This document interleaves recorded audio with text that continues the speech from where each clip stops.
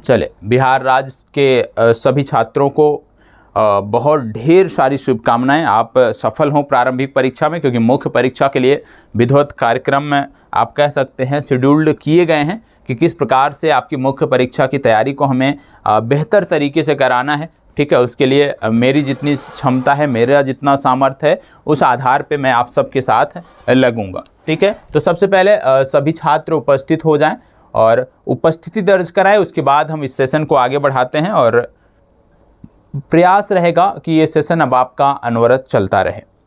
चलिए, सभी उपस्थित हो जाएं।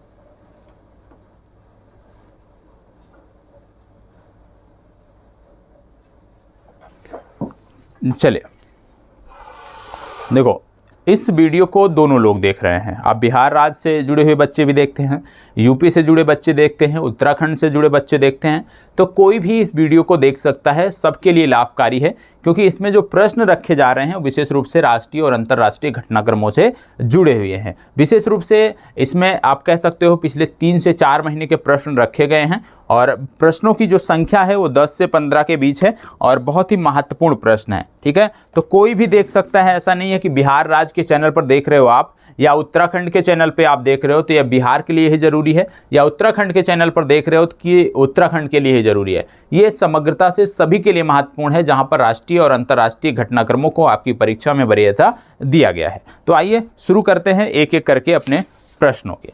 आज का राष्ट्रीय घटनाक्रम से जुड़ा हुआ जो पहला प्रश्न है वो आपके सामने है।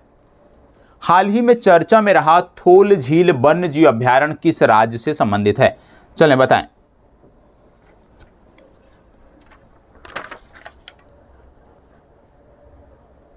चले, सभी को जवाब देना है।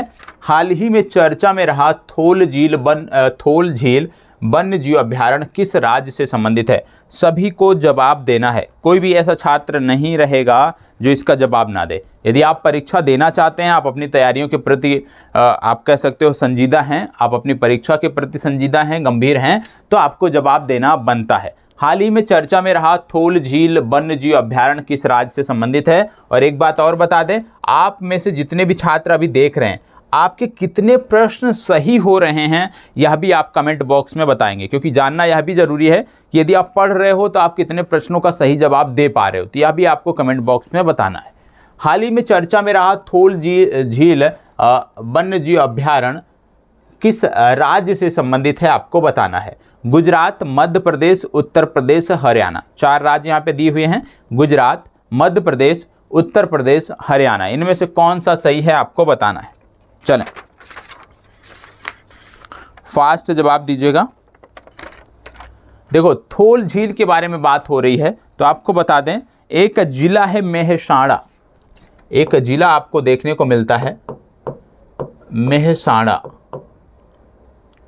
एक मिनट, इसमें थोड़ा सा टाइपिंग में एरर आ रहा था। हाँ ठीक है, मेहसाणा एक जिला पड़ता है और मेहसाणा जो जिला पड़ता है ये आपको देखने को मिलता है गुजरात में। तो याद रखिएगा, गुजरात के मेहसाणा जिला से संबंधित है थोल झील वन्य जीव अभ्यारण्य, तो इसलिए इसका सही उत्तर है गुजरात। अब इससे संबंधित कुछ अन्य फैक्ट हैं जो आपको जानने जरूरी हैं। आपको बता दें, ये जो झील है, सबसे पहली बात, ये मानव निर्मित झील है। ठीक है, मानव निर्मित झील है और वर्ष 1988 में, याद रखिएगा, वर्ष 1988 में इसको आप कह सकते हो, वर्ष 1988 में इसको वाइल्ड लाइफ सेंचुरी का दर्जा मिला था। और जब इसको वाइल्ड लाइफ सेंचुरी का दर्जा मिला तो आगे के वर्षों में अब जाके इसको रामसर साइट के रूप में अभिसरित किया गया है। और आपको बता दें, गुजरात की लगभग 57%, गुजरात की लगभग 57% जो पक्षी प्रजातियां हैं उनका आवास जो है वो थोल झील वन्य जीव अभ्यारण्य के आसपास है। गुजरात की लगभग 57% जो पक्षी प्रजातियां हैं उनका आवास थोल झील वन्य जीव अभ्यारण्य के आसपास है, ये आपको पता होना चाहिए। यह एक रामसर साइट है, यह आपको पता होना चाहिए। हाल ही में इसको रामसर साइट का दर्जा दिया गया। और रामसर साइट की जब हम बात करते हैं तो कई बार मैंने आपको बताया कि रामसर जो है वो ईरान का एक शहर था जहां पर वर्ष 1971 में एक समझौता हुआ था और इस समझौते में आर्द्र भूमियों को संरक्षित करने की बात की गई थी। तो इसके अंतर्गत जो आर्द्र भूमियां संरक्षित की गई उनको हम रामसर साइट्स का दर्जा देते हैं। और सबसे पहले जो आर्द्र भूमि बनाई गई थी, आर्द्र भूमि के रूप में अधिसूचित की गई थी, उसका नाम था कोबेगर। इसका नाम आपको याद रखना है, कोबेग प्रायद्वीप। ठीक है, कोबोर्ग प्रायद्वीप इसका नाम था। और कोबोर्ग प्रायद्वीप जो है ये 1974 में जो है ये पहला रामसर साइट बना था। इसका नाम आपको याद रखना है। कई बार क्या होता है, कथन के रूप में प्रश्न पूछ लिए जाते हैं तो वहाँ पे जानना जरूरी होता है। दूसरा, यदि आपसे पूछ लिया जाए सबसे बड़ी रामसर साइट कौन सी है, तो इसका नाम है रियो नीग्रो। रियो नीग्रो जो है ये सबसे बड़ी रामसर साइट है। और रियो नीग्रो ये जो साइट है आपको ये ब्राज़ील में आपको देखने को मिलेगी। ठीक है, रियो नीग्रो सबसे बड़ी रामसर साइट है और ये आपको ब्राज़ील में देखने को मिलेगी। यदि आपसे कभी पूछ लिया जाए कि सबसे ज़्यादा रामसर साइट किस देश में है, तो सबसे ज़्यादा रामसर साइट आज की तिथि में यूनाइटेड किंगडम में आपको देखने को मिलते हैं। 175 रामसर साइट आपको यहाँ पे देखने को मिलते हैं। भारत में यदि हम बात करें तो भारत में वर्तमान समय में जो रामसर साइट है उनकी संख्या है 49। ठीक है, 49 रामसर साइट वर्तमान समय में भारत में हैं। और जो सबसे लास्ट बना था उनमें से एक था खिजड़िया, एक था बखीरा। कई बार मैंने बताया है तो आपको याद होगा। ठीक है, खिजड़िया पक्षी अभ्यारण्य गुजरात में है और वाखीरा वाइल्ड लाइफ सेंचुरी ये उत्तर प्रदेश में है। ये 48वां और 49वें रामसर स्थल के रूप में जो है इंगित किए गए थे, ये आपको पता होना चाहिए। तो इतनी जानकारी यदि आपको है और साथ ही साथ रामसर स्थलों के बारे में जानकारी है कि कौन कौन से रामसर स्थल हैं, किस राज्य से संबंधित हैं, तो निश्चित रूप से आपको समस्या का समाधान हो जाएगा। इसको बताएं, विश्व जैव ईंधन दिवस कब मनाया जाता है, बताएं। अच्छा प्रश्न है, विश्व जैव ईंधन दिवस कब मनाया जाता है?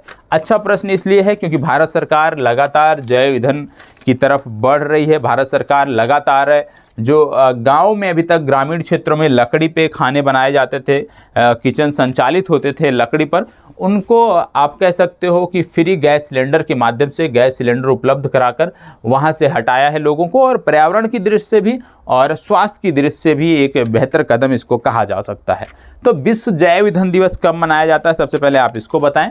तो आपको बता दें, विश्व जैव ईंधन दिवस प्रत्येक वर्ष 10 अगस्त को मनाया जाता है।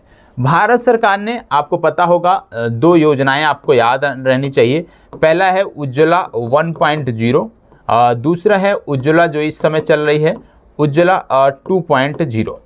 उज्ज्वला 2.0 में ऐसे वर्गों को आप कह सकते हैं कवर करने का प्रयास किया गया है जिनको 1.0 के अंतर्गत नहीं कवर किया गया था, जिनको पहले चरण में नहीं शामिल किया गया था, ये आपको पता होना चाहिए। और इसकी जो शुरुआत हुई उज्ज्वला 2.0 की, ये अगस्त माह में 2021 में शुरुआत हुई। ठीक है, कहाँ से हुई यदि पूछा जाए तो महोबा से इसकी शुरुआत हुई, पूछा जा सकता है। ठीक है, यदि कभी पूछ लिया जाए कि उज्ज्वला 1.0 की शुरुआत कहाँ हुई थी, तो 2016 में इसकी शुरुआत हुई थी। ये भी उत्तर प्रदेश से हुई थी, उत्तर प्रदेश के बलिया, ठीक है, बागी बलिया भूमि से इसकी शुरुआत हुई थी। आप जानते होंगे बलिया जो है इतिहास में इसका नाम दर्ज है, इतिहास पढ़ते होंगे तो वहाँ पे बहुत सारे वीर ऐसे देखने को मिलते होंगे। ठीक है, चित्तू पांडे का नाम आपने सुना होगा। तो इस तरह से चीज़ों को आपको याद रखने की ज़रूरत है। उज्ज्वला 2.0 अगस्त 2021 महोबा से, उज्ज्वला 1.0 2016 और बलिया से शुरुआत इसकी हुई है। क्योंकि हम जैव ईंधन की बात कर रहे हैं तो इसलिए इसकी चर्चा करना ज़रूरी था। हाल ही में चर्चा में रहा उमलिंग ला दर्रा किस राज्य से संबंधित है, बताएं। उमलिंग ला दर्रा किस राज्य से संबंधित है? उमलिंग ला दर्रा किस राज्य से संबंधित है?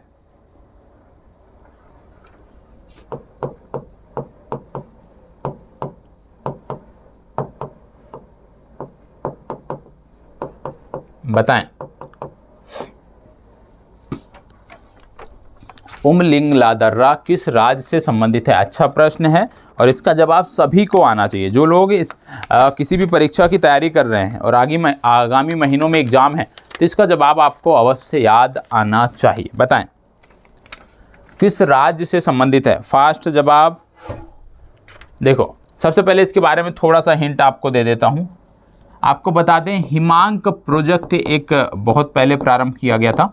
हिमांक प्रोजेक्ट के अंतर्गत ये आता है, तैयार किया गया। ठीक है। दूसरी बात यदि मैं इसके बारे में बता दूं तो इसके अतिरिक्त आप इसके बारे में जान सकते हो कि BRO border road organisation BRO द्वारा निर्मित है। और जैसे मैंने बोला BRO, तुरंत आपको पता हो गया बॉर्डर रोड ऑर्गेनाइजेशन। और बॉर्डर रोड ऑर्गेनाइजेशन का काम होता है सीमावर्ती सड़कों की देखरेख, सीमावर्ती सड़कों को बनाना। अब सीमावर्ती सड़कों की जब बात आ गई तो यहाँ पे महाराष्ट्र तो हो गया आपका बाहर, हिमाचल प्रदेश में भी काम करता है BRO, सिक्किम में भी काम करता है, लद्दाख में भी काम करता है। ठीक है। लेकिन यहाँ पे बात हो रही है हिमांक प्रोजेक्ट की, और इसके बारे में और आपको कुछ जानकारी दे दूं कि इसकी जो ऊंचाई है वो है 19,300 फीट। 19,300 फीट की ऊंचाई पर ये दर्रा आता है, उमलिंगला दर्रा, और इसी दर्रे से होकर विश्व की सबसे ऊंची मोटरेबल रोड जो है बनाई गई है। विश्व की सबसे ऊंची, याद रखिएगा, विश्व की सबसे ऊंची मोटरेबल रोड बनाई गई है जो 19,300 फीट की ऊंचाई पर है, उमलिंगला दर्रा से संबंधित है। और ये जो सड़क है ये दो गांवों को जोड़ती है। पहले गांव का नाम है चिसुमले, चिसुमले को ये जोड़ती है देम चौक से। तो चिसुमले गांव को ये जोड़ती है देम चौक से, और ये दोनों के दोनों स्थान आपको पड़ते हैं लद्दाख में। तो कहने का मतलब है कि इसका सही उत्तर है लद्दाख। सी विकल्प इस प्रश्न का सही उत्तर है। इससे पहले बोल्बिया एक देश है, वहाँ पर एक सड़क हुआ करती थी जो विश्व की सबसे ऊंची मोटरेबल रोड होने का जिसके पास ये खिताब था, ये आपको पता होना चाहिए। ये जो सड़क बनाई गई है चिसुमले से देमचौक को जो जोड़ती है, लगभग 52 किलोमीटर लंबी सड़क है, ये आपको पता होना चाहिए। तो कहने का मतलब ये लद्दाख से संबंधित है, ये आपको पता होना चाहिए। और जब लद्दाख की बात करते हैं तो आपको पता है जब जम्मू कश्मीर और लद्दाख अलग हुए तो यहाँ पे इनके जो राजकीय चिन्ह थे, कह सकते हैं आप, वो भी अलग हुए। जैसे राजकीय पशु इनका जो था वो चेंज हुआ, राजकीय पशु, राजकीय पक्षी जो था वो चेंज हुआ। अब वर्तमान समय में हम देखें लद्दाख का राजकीय पशु क्या है, तो लद्दाख का राजकीय पशु जो है वो है हिम तेंदुआ, ये आपको पता होना चाहिए। और राजकीय पक्षी यदि हम बात करें तो काली गर्दन वाली सारस जो है ये लद्दाख की राजकीय पक्षी है। ये दोनों आपको पता होने चाहिए। ठीक है, चलिए बढ़ते हैं आगे। हाल ही में चर्चा में रहा रामप्पा मंदिर किस राज्य से संबंधित है? प्रश्न अच्छा है और निश्चित रूप से इसका जवाब भी सबको पता होगा। यदि इसका जवाब नहीं पता है इसका मतलब आपने कुछ भी नहीं पढ़ा है, फिर आपकी पढ़ाई बेकार है। ठीक है, फिर आपकी पढ़ाई करंट अफेयर्स के संबंध में बेकार है। बताएं, जवाब दीजिएगा। हाल ही में चर्चा में रहा रामप्पा मंदिर किस राज्य से संबंधित है? गुजरात, तमिलनाडु, आंध्र प्रदेश, कर्नाटक। इसके कई अन्य नाम थे, इन नामों को भी मैं आपको बता देता हूं। काकतीय रुद्रेश्वर नाम से भी इसको जाना जाता है। काकतीय रुद्रेश्वर, काकतीय रुद्रेश्वर के नाम से भी इसको जाना जाता है, यह भी आपको पता होना चाहिए। दूसरी बात आपको बता दें कि ये कहाँ पे है, तो पालमपेट नामक एक गांव पड़ता है। पालमपेट नामक एक गांव पड़ता है जहां पर ये मंदिर आपको देखने को मिलेगा। यदि आपसे पूछ लिया जाए कि किस भगवान से संबंधित है, तो रामलिंगेश्वर स्वामी से संबंधित है। रामलिंगेश्वर स्वामी, रामलिंगेश्वर स्वामी से संबंधित मंदिर है और इसको रामलिंगेश्वर स्वामी मंदिर भी कहा जाता है। तो इसके तीन नाम हो गए, रामप्पा मंदिर, काकतीय रुद्रेश्वर मंदिर और रामलिंगेश्वर मंदिर। ठीक है, अब यहाँ पे आपको बता दें इसका जो नाम रामप्पा रखा गया, विशेष रूप से इसको बनाने वाले जो आप कह सकते हो जो मूर्तिकार थे, उन्हीं के नाम पर इसका नाम रखा गया है, क्योंकि लगभग इन्होंने 3 दशक तक प्रयास किया, तब जाकर इस मंदिर को मूर्त रूप ये दे पाए। तो इसी वजह से इनका नाम रामप्पा नाम था उनका, और उन्हीं के नाम पर इसका नाम रख दिया गया। और आपको बता दें कि ये जो है हमारा आप कह सकते हो विश्व धरोहर स्थल है। ये भारत का 39वां विश्व धरोहर स्थल बना था, 39वां विश्व धरोहर स्थल, और इसी के साथ साथ 40वां विश्व धरोहर स्थल भी बनाया गया था वो था धौलावीरा। तो शायद अब आपको कुछ याद आ रहा हो कि रामाप्पा मंदिर और धौलावीरा को विश्व धरोहर स्थल के रूप में मान्यता दी गई थी। अब यहाँ पे प्रश्न पे हम आ जाते हैं कि ये कहाँ से संदर्भित है, तो आपको बता दें ये संबंधित है तेलंगाना से, मतलब इसका सही उत्तर है ई विकल्प। ठीक है, ये मंदिर कहाँ पे है? तेलंगाना में। इसको बताएं, हाल ही में चर्चा में रहा परम्बिकुलम बाघ अभ्यारण्य किस राज्य से संबंधित है? बताएं, परम्बिकुलम बाघ अभ्यारण्य किस राज्य से संबंधित है? आपको पता होगा भारत के 14 बाघ अभ्यारण्यों को हाल ही में CATS की मान्यता दी गई। CA का मतलब होता है कंजर्वेशन एश्योर्ड और TS का मतलब होता है टाइगर स्टैंडर्ड। मतलब इन 14 बाघ अभ्यारण्यों में बाघों को संरक्षित करने के लिए जो प्रयास किए जा रहे हैं, जो कदम उठाए जा रहे हैं, वो बेहतर है, वो अंतर्राष्ट्रीय मानकों के हैं और 14 बाघ अभ्यारण्यों को इनमें शामिल किया गया। और आपको पता होगा वैश्विक लक्ष्य है कि वर्ष 2022 तक बाघों की जो आबादी है उनको दोगुना करना। हालांकि यह भी सत्य है कि बाघों की जो कुल आबादी देखने को मिलती है उसकी 60% से अधिक आबादी जो है वो भारत में देखने को मिलती है। यह भी एक कटु सत्य है, यह भी हमें स्वीकारना होगा, यह भी हमें जानना होगा। बाघों की बात हो रही है तो आपको बता दें प्रत्येक वर्ष वैश्विक बाघ दिवस मनाया जाता है। कब? 29 जुलाई को, ये भी आपको पता होना चाहिए। अंतर्राष्ट्रीय बाघ दिवस हम मनाते हैं 29 जुलाई को, यह भी आपको पता होना चाहिए। और 2010 से ये मनाया जाना प्रारंभ किया गया था, इतनी जानकारी आपको होनी चाहिए। ठीक है, अब बात हो रही है कि परम्बिकुलम बाघ अभ्यारण्य कहाँ पे है? तो परम्बिकुलम बाघ अभ्यारण्य आपको देखने को मिलता है केरल में। ठीक है, कहाँ पर देखने को मिलता है? केरल में, इसलिए इसका ई विकल्प सही उत्तर है। मैं आपसे पूछ रहा हूँ Pilibhit tiger reserve, Pilibhit tiger reserve कहाँ पर है? आप सभी को जवाब देना है। पीलीभीत टाइगर रिजर्व किस राज्य से संबंधित है? आप में से सभी को जवाब देना है, अनिवार्य है, जवाब अवश्य दीजिएगा। आपको एक जानकारी और बता दें, केंद्रपाड़ा, आपने स्थान का नाम शायद आपने सुना हो, केंद्रपाड़ा। केंद्रपाड़ा जो स्थान है ये पड़ता है उड़ीसा में। और ये जो जिला है केंद्रपाड़ा, आपको बता दें इसके बारे में कि भारत का एकमात्र स्थान है, एकमात्र जिला है जहां पर मगरमच्छ की तीनों प्रजातियां पाई जाती हैं। भारत का एकमात्र जिला है केंद्रपाड़ा जहां पर मगरमच्छ की तीनों प्रजातियां पाई जाती हैं। अब आप बोलोगे मगरमच्छ की भी 3 प्रजातियां होती हैं? जी हाँ। कौन कौन सी? पहले को आप बोलते हो घड़ियाल, ठीक है, दूसरे को आप बोलते हो मगर, और तीसरा होता है खारे पानी का मगर। भारत में ये 3 प्रजातियां मगरमच्छों की, आप कह सकते हो वैश्विक स्तर पर भी ये 3 प्रजातियां मगरमच्छों की होती हैं, घड़ियाल, मगर और खारे पानी का मगर। ठीक है, तो ये तीनों के तीनों कहीं पर यदि मिलते हैं, तीनों एक साथ कहीं मिलते हैं तो केंद्रपाड़ा उड़ीसा में मिलते हैं, यह भी आपको पता होना चाहिए। ठीक है, चलिए बढ़ते हैं आगे। हाल ही में जारी IPF स्मार्ट पुलिसिंग सूचकांक 2021 में कौन सा राज्य टॉप पर रहा? बोला जा रहा है पुलिसिंग सूचकांक अभी हाल ही में जारी हुआ है, इसमें कौन सा राज्य टॉप पर रहा है आपको बताना है। चलो बताएं, इनमें कौन सा राज्य टॉप पर रहा है? पुलिसिंग सूचकांक जो जारी हुआ इसमें कौन सा राज्य टॉप पर रहा है आपको बता दें।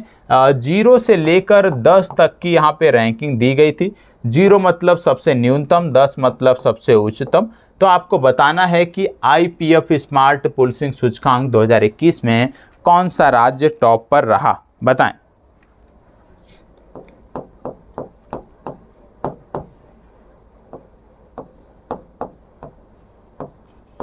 जवाब दीजिएगा, कौन सा राज्य टॉप पर रहा? देखो, इसमें टॉप पर था आंध्र प्रदेश और यहाँ पे दिया नहीं हुआ है, इसका मतलब है ई विकल्प इसका सही उत्तर है। ठीक है, इसमें टॉप पर था आंध्र प्रदेश, तो नोट कर लीजिएगा, इसमें टॉप पर था आंध्र प्रदेश। और सबसे निम्नतम स्थान पर यदि कौन सा राज्य था यदि पूछ लिया जाए तो तो इसमें सबसे निम्नतम स्थान पे था बिहार, इसका स्थान था 29वां। नीचे से जो दूसरे नंबर पर टॉप किया वो था उत्तर प्रदेश और इसका स्थान था 28वां। उत्तराखंड की यदि हम बात करें, क्योंकि उत्तराखंड के भी छात्र इसको देख रहे हैं, तो उत्तराखंड का जो स्थान था ये था 15वां। ठीक है, तो याद रखना है इस IPF पुलिसिंग सूचकांक में आंध्र प्रदेश टॉप पर रहा, बिहार अंतिम से टॉप पर रहा, यूपी अंतिम से दूसरे स्थान पर रहा और उत्तराखंड का स्थान 15वां रहा। ये आपको पता होना चाहिए। ठीक है, चलिए आगे बढ़ते हैं। चलो यहाँ पे एक रैंकिंग के बारे में बात हो रही है। ये है QS, नोट कर लीजिएगा, QS Asia university ranking. QS Asia university ranking में भारतीय विश्वविद्यालयों में कौन से विश्वविद्यालय ने शीर्ष स्थान प्राप्त किया। देखो QS एशिया यूनिवर्सिटी जो रैंकिंग थी ये 14वां संस्करण था इसमें, और इस रैंकिंग में जो सबसे ज़्यादा विश्वविद्यालय शामिल किए गए थे वो चीन के 126 विश्वविद्यालय, भारत के टोटल 118 संस्थान इसमें शामिल किए गए थे। अब बात आती है कि भारत के कितने छात्रों ने कितने संस्थानों ने बेहतर स्थान अर्जित किया, ये आपको बताना है। सबसे पहले आपको बता दें टॉप पर इनमें कौन सा संस्थान था। तो इसमें ओवरऑल कैटेगरी में जो टॉप पर संस्थान था उसका नाम था national university of Singapore. National university of Singapore QS Asia university ranking में टॉप स्थान पे था। दूसरे स्थान पे था पेकिंग विश्वविद्यालय चीन का। यहाँ पे बात हो रही है प्रश्न में कि भारत का कौन सा संस्थान इस रैंकिंग में प्रथम स्थान पे था। तो बताएं भारत का कौन सा संस्थान इस रैंकिंग में प्रथम स्थान पर था। चलें,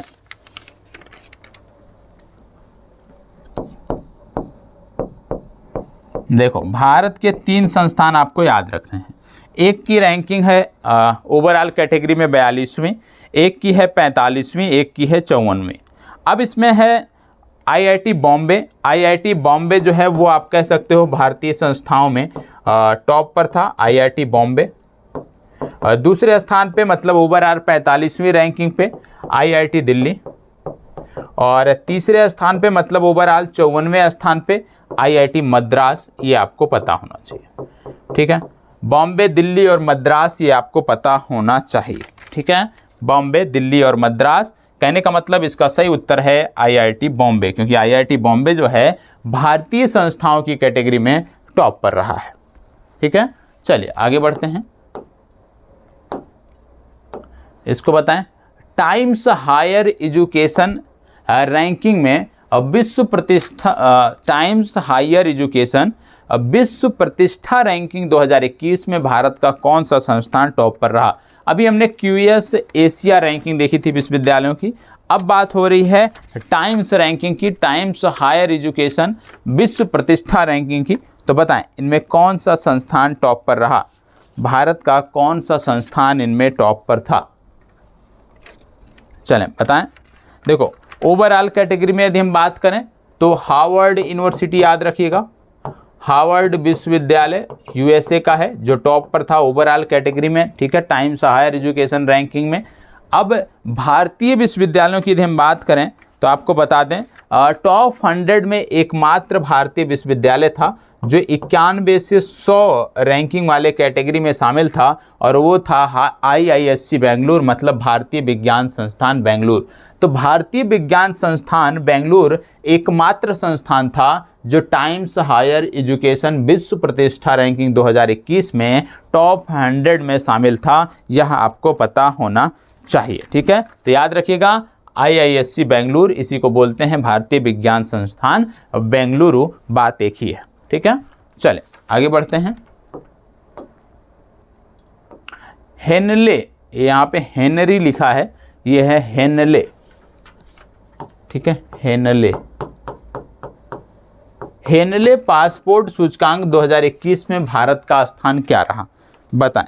हेनले पासपोर्ट सूचकांक 2021 में भारत का स्थान क्या रहा,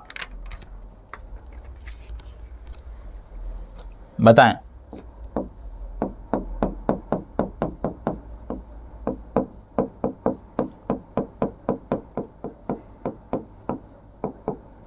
चलिए जवाब दीजिएगा।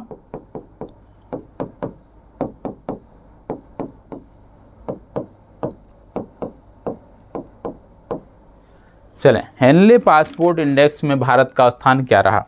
और आपको बता दें अभी तक की जो सबसे खराब रैंकिंग है वो रही भारत की। इससे बुरी रैंकिंग, पासपोर्ट रैंकिंग अभी तक भारत की नहीं रही है। भारत इस श्रेणी में, इस इंडेक्स में, इस सूचकांक में 90वें स्थान पर रहा है। और भारत से यदि हम बात करें, भारत का स्थान हो गया 90वां स्थान। और भारत के जो नागरिक हैं वो 98 देशों में वीज़ा मुक्त यात्रा कर सकते हैं। जापान की यदि हम बात करें, पहले स्थान पर रहा और जापान के नागरिक पूरे विश्व में 192 देशों में वीज़ा मुक्त यात्रा कर सकते हैं। सिंगापुर के नागरिक भी 192 देशों में, और दूसरे स्थान पर रहा जर्मनी। तो पहले स्थान पर जापान और सिंगापुर संयुक्त रूप से रहे, दूसरे स्थान पर जर्मनी रहा। भारत का यदि हम बात की जाए तो भारत का स्थान 90, ये पोजीशन भारत की थी। और अब तक की सबसे खराब पोजीशन भारत की हेनले पासपोर्ट इंडेक्स में रही है, ये आपको पता होना चाहिए। इसको रट जाना है, कई बार ये हेनले पासपोर्ट इंडेक्स पूछा जाता है। रूल ऑफ लॉ इंडेक्स 2021 में भारत का स्थान क्या रहा। रूल ऑफ लॉ इंडेक्स 2021 में भारत का स्थान क्या रहा, बताएं।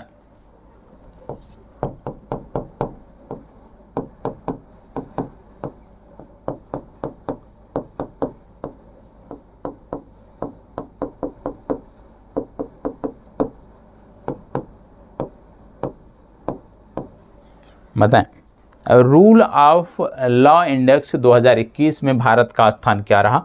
रूल ऑफ लॉ इंडेक्स में डेनमार्क पहले स्थान पे, नॉर्वे दूसरे स्थान पे, फिनलैंड तीसरे स्थान पे था। तो टॉप 3 आपको पता होना चाहिए। अब भारत की बात आती है कि भारत का स्थान क्या रहा।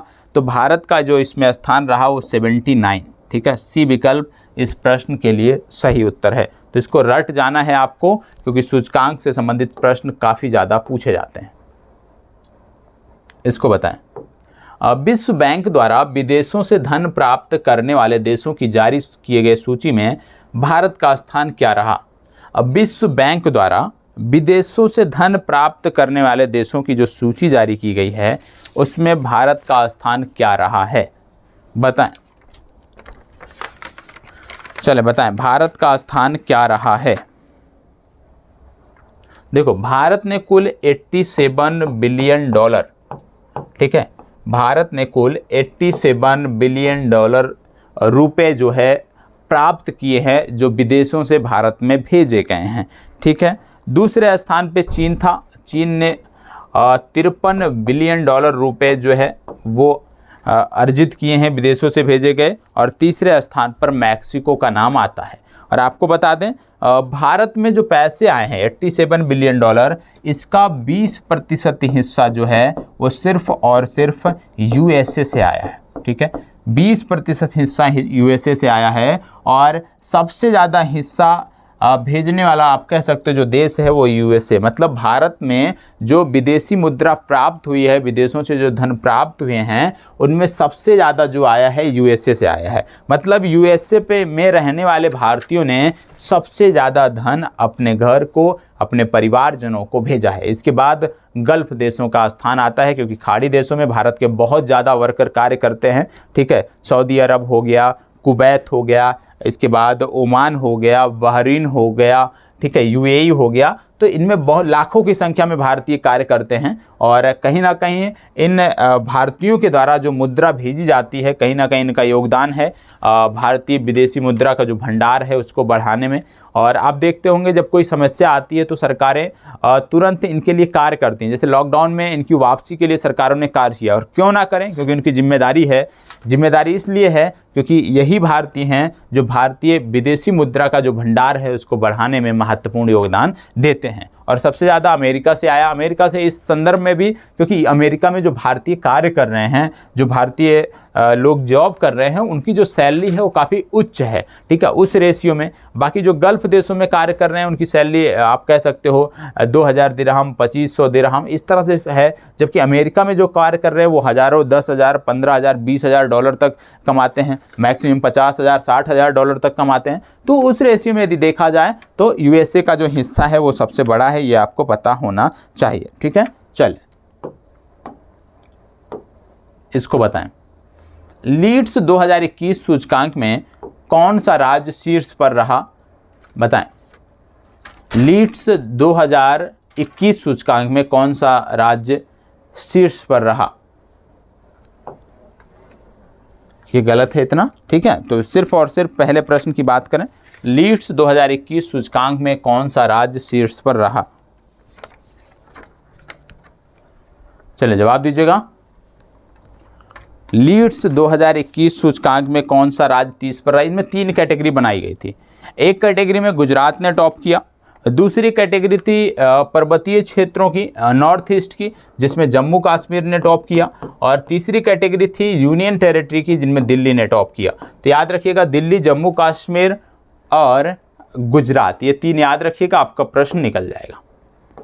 हाल ही में चर्चा में रहा रुस्तम 2 ड्रोन किसके द्वारा विकसित किया गया है? रुस्तम 2 ड्रोन किसके द्वारा विकसित किया गया है, बताएं।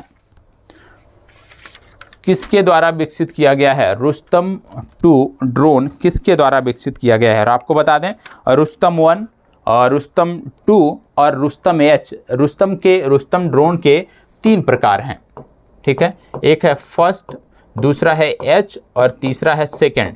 यहाँ पे बात हो रही है रुस्तम सेकंड की, और रुस्तम सेकंड की जो क्षमता है लगभग 22,000 फीट की ऊंचाई पर ये उड़ान भर सकता है, और लगभग 20 से 22 घंटे तक ये लगातार उड़ान भर सकता है। मतलब 20 से 22 घंटे इसको चार्ज करने की ज़रूरत नहीं होगी। अब बात हो रही है कि बनाया किसने है, तो इसको बनाया है DRDO ने, ठीक है। DRDO की एक बेंगलुरु स्थित प्रयोगशाला है जहां पर इसको तैयार किया गया है, ये आपको पता होना चाहिए। अब यहाँ पे मैंने बात किया DRDO की, तो आप में से सभी का, जो भी लोग वीडियो देख रहे हैं, आप सबका होमवर्क है कि DRDO के बारे में जितनी मैक्सिमम जानकारी आप लिख सकते हो वो कमेंट बॉक्स में लिखोगे। जिसकी जानकारी सबसे अच्छी होगी, जिसने सबसे विधिवत तरीके से DRDO के बारे में बताया होगा, उसकी चर्चा हम कल की कक्षा में करेंगे। DRDO के बारे में, जैसे DRDO की स्थापना कब हुई, DRDO का आदर्श वाक्य क्या है, DRDO का मोटो क्या है, ठीक है, DRDO का हेडक्वार्टर क्या है, और इस तरह से DRDO के बारे में आपको जितनी मैक्सिमम जानकारी है वो आपको अंकित करनी है। आप करोगे, निश्चित रूप से हम देखेंगे, पसंद आएगी तो अगली क्लास में आपकी चर्चा अवश्य की जाएगी। तो थोड़ा सा अपने से भी कार्य करने को आप सोचें, कार्य करें तो चीज़ें आपकी और बेहतर होंगी। चलें इसको बताएं। INS तुसील का जलावतरण कहाँ किया गया, बताएं। INS तुसील का जलावतरण कहाँ किया गया? INS तुसील का जलावतरण कहाँ किया गया? चलें बताएं।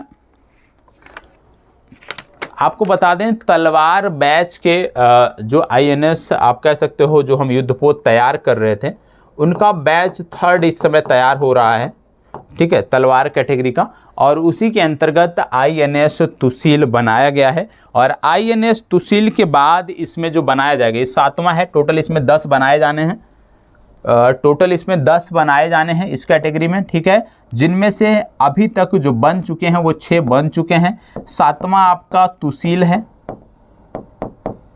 ठीक है।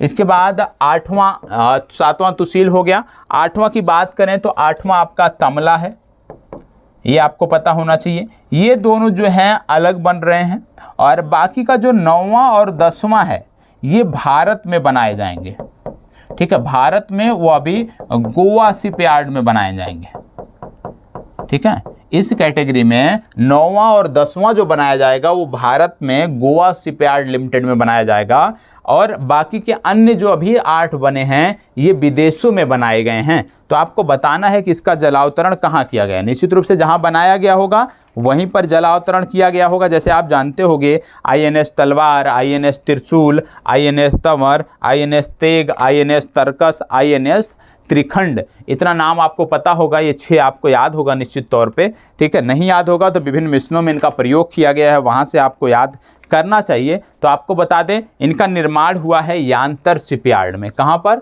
यांतर शिपयार्ड, यांतर शिपयार्ड।